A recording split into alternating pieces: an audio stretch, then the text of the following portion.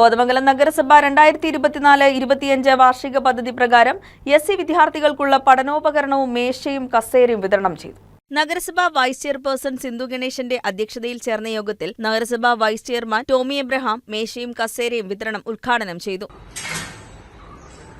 നഗരസഭയിലെ എസ്.സി. വിദ്യാർത്ഥികൾക്ക് ഇന്ന് ഇവിടെ പഠനോപകരണങ്ങൾ വിതരണം ചെയ്യുകയാണ്. ഈ കൗൺസിൽ അധികാരത്തിൽ വന്നതിന് ശേഷം പിന്നോക്കം നിൽക്കുന്ന എല്ലാ വിഭാഗം ജനങ്ങളെയും വിദ്യാർത്ഥികളെയും ചേർത്ത് പിടിച്ചുകൊണ്ട് നിരവധി വിദ്യാർത്ഥികൾക്ക് ഉപകാരപ്രദമായ നടപടികൾ സ്വീകരിച്ച് മുമ്പോട്ട് വരികയാണ്. ഇവിടെ വൈസ് ചെയർപേഴ്സൺ സൂചിപ്പിച്ചതുപോലെ പഠനമുറികൾ,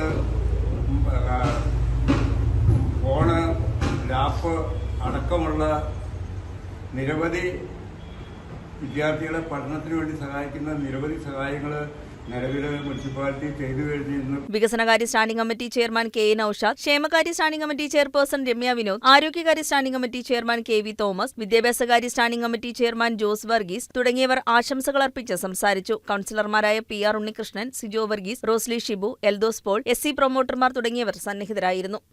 ന്യൂസ് ഡെസ്ക് KCV ന്യൂസ്.